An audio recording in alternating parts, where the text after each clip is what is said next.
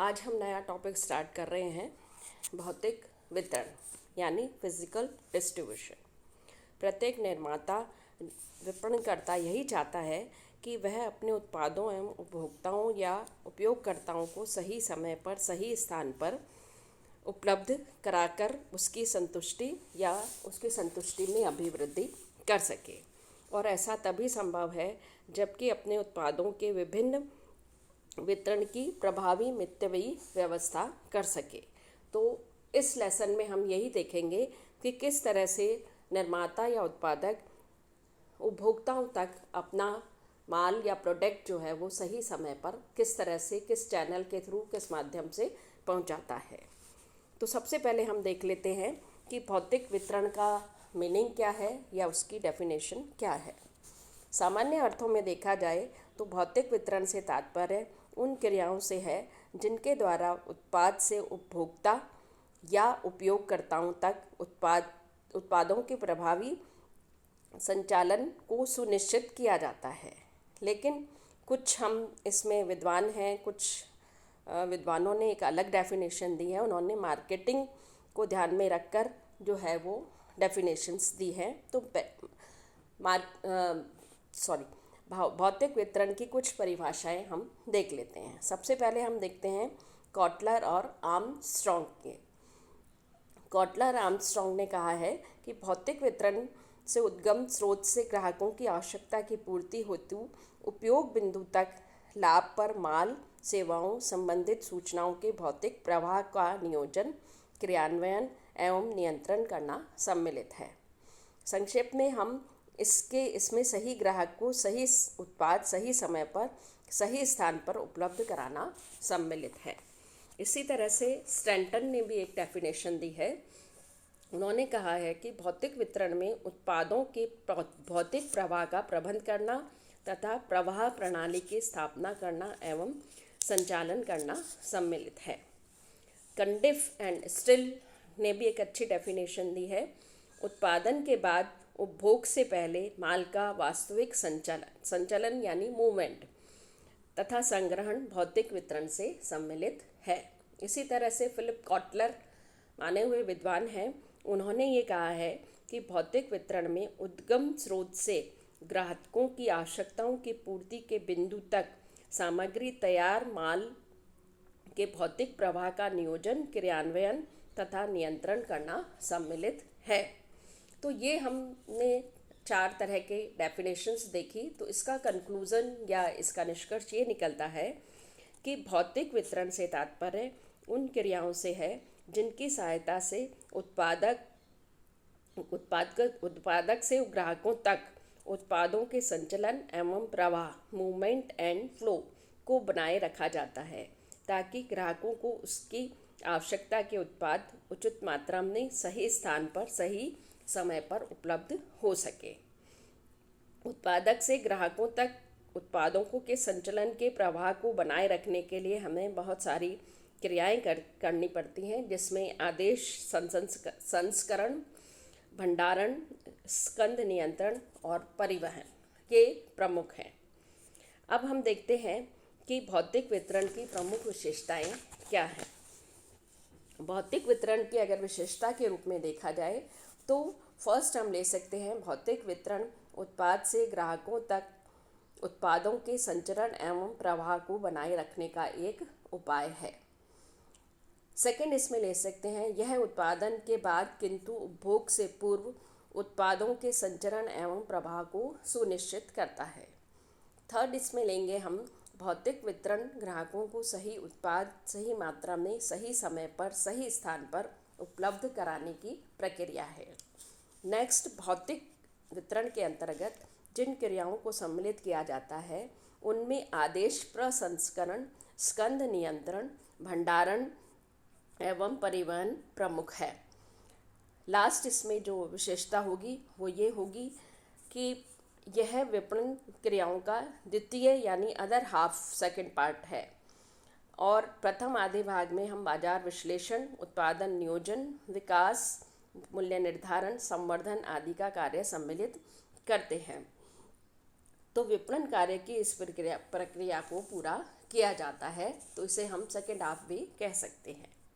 अब हम देखते हैं कि भौतिक वितरण व्यवस्था की उपयोगिता क्या है, उसका रोल क्या है, उसकी इम्पोर्टेंस क्या है, उसकी भूमिका क्या है।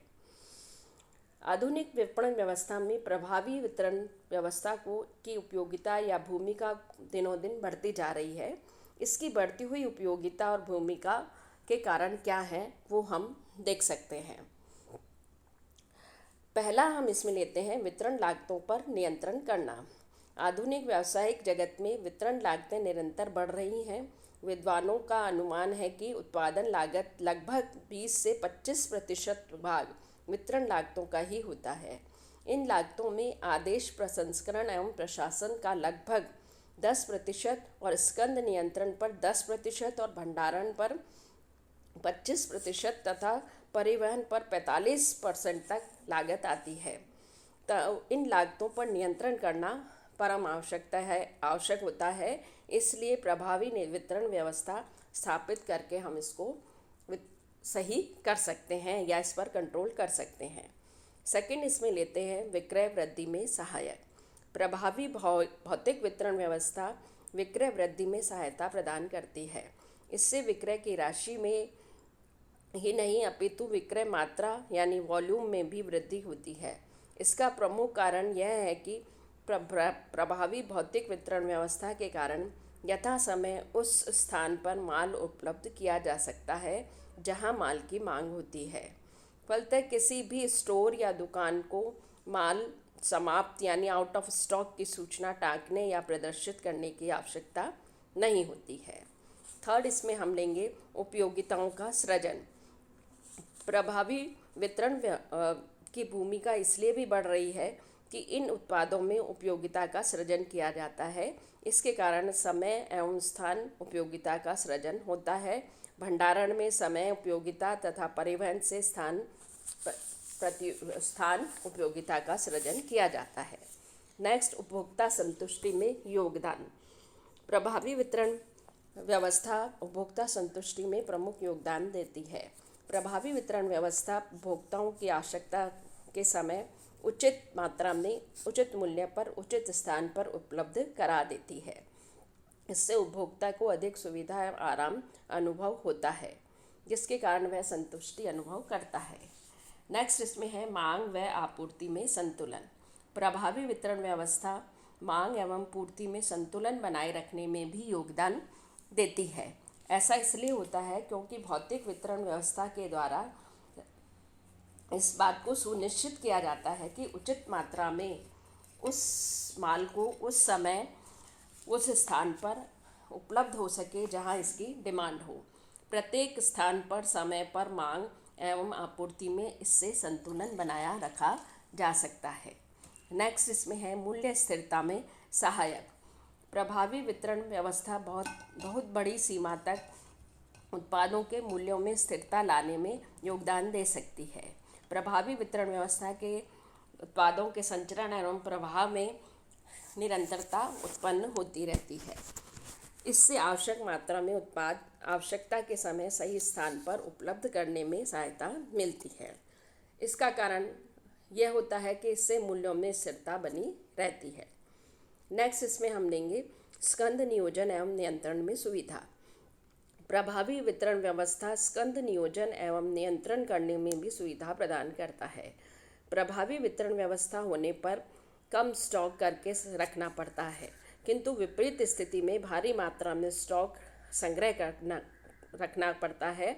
इसके अतिरिक्त प्रभावी वितरण व्यवस्था में स्कंद नियंत्रण व्यवस्था को बनाए रखने में योगदान दिया जा सकता है। नेक्स्ट इसमें आता है वितरण श्रृंखला की लंबाई पर नियंत्रण। भौतिक वितरण व्यवस्था से वितरण श्रृंखला की लंबाई पर भी नियंत्रण पाया जा सकता है। यदि उत्पादक अनेक स्थानों पर भंडारण की व्यवस्था करता है तो परिवहन की व्यापक व्यवस्था करता है, तो उसे थोक व्यापारी की सेवाएं लेने की प्राय आवश्यकता नहीं पड़ती। तो इसलिए ऐसी स्थिति में वो सीधे ही फुटकर व्यापारियों को माल उपलब्ध करा सकता है, किंतु अन्यथा स्थिति में स्टॉकिस्टों या थोक व्यापारियों की नियुक्ति करनी पड़ेगी। इससे यह स्पष्ट हो जाता है कि प्रभावी वितरण व्यवस्था होने से श्रृंखला की लंबाई पर नियंत्रण पाया जा सकता है। नेक्स्ट हम इसमें लेंगे अल्प क्रय आदेशों की प्रवृत्ति। वर्तमान में क्रेता आवश्यकता अनुसार थोड़ी थोड़ी मात्रा में क्रयादेश देने लगे हैं। क्रेता एक साथ भारी मात्रा में क्रयादेश देना आवश्यक नहीं समझते हैं।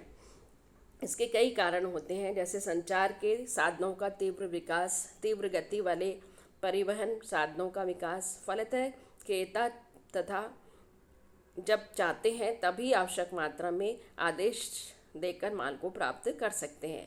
ऐसे में उत्पादकों को प्रभावी वितरण व्यवस्था करनी पड़ती है ताकि वे अपने ग्राहकों को यथा समय आवश्यक रूप से उनकी मांग को पूर्ण कर सकें। एंड लास्ट और इसके बाद जो इसकी विशेषता आती है वो ये है कि विविध व अनेक रूपों वाले उत्पादकों की उपलब्धता। आधुनिक बाजारों में विविध उत्पाद उपलब्ध हैं। एक ही उत्पाद के विभिन्न विकल्प उपलब्ध हैं। कई ब्रांडों के वैकल्पिक उत्पाद बाजार में होने के कारण भिन्न भिन्न रंग, रूप, आकार, डिज़ाइन, उपयोगिताओं, सुविधाओं वाले उत्पाद उपलब्ध हैं। फुटकर व्यापारियों के लिए इन सबको इनमें से कई उत्पादों का संग्रह करना बहुत महंगा और कठिन होता है। ऐसे में उत्पादों का निर्माता प्रभावी भौतिक वितरण व्यवस्था करके उन्हें अधिक माल संग्रह करने की आवश्यकता से मुक्त कर देता है। इससे मांग के अनुरूप माल की तत्काल उपलब्ध उसको कराया जा सकता है।